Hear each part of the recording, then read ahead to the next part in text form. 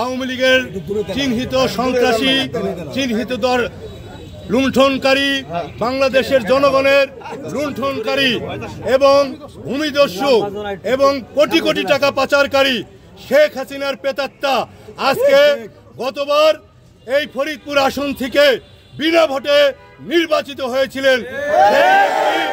আজকে দেখেন সে যে আওয়ামী লীগ করে, সে যে শেখ হাসিনার প্রেতাত্মা, আওয়ামী লীগের দোসর, তারই প্রমাণ আজকে ফরিদপুরের বিএনপির নেতাকর্মীর বিরুদ্ধে মিথ্যা মামলা দিয়ে।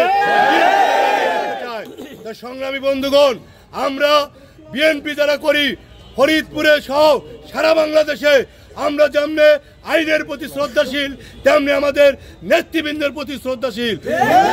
গত কয়েকদিন আগে আমাদের একটি বিক্ষোভ মিছিল করার কথা ছিল। আমাদের মহাসচিব সাহেব আমাদের নেতৃবৃন্দকে বলেছে মিছিলের দরকার নাই, আমরা করিনি। আজকে মহামান্য আদালত সত্যর বিজয় হয়েছে। আজকে ফরিদপুরে দেশনেত্রী বেগম খালেদা জিয়া, তারেক রহমানের নেতৃত্বে ফরিদপুরের বিএনপি অত্যন্ত শক্তিশালী। ফরিদপুরের মাটিকে বিএনপিকে শক্তিশালী করার জন্য বিএনপির পতাকা আমাদের প্রিয় নেত্রী নাইবা হাতে তুলে দিয়েছে। আমরা সকলেই এই সমস্ত আওয়ামী লীগের দোসর থেকে ফরিদপুরের সিট আগামীতে উদ্ধার করব, বিএনপিকে উপহার দিব এবং পাশাপাশি আমরা যারা বিএনপি করি এই আওয়ামী লীগ দোসর থেকে আমাদের তাদের ষড়যন্ত্র থেকে আমাদের অত্যন্ত সজাগ থাকতে হবে।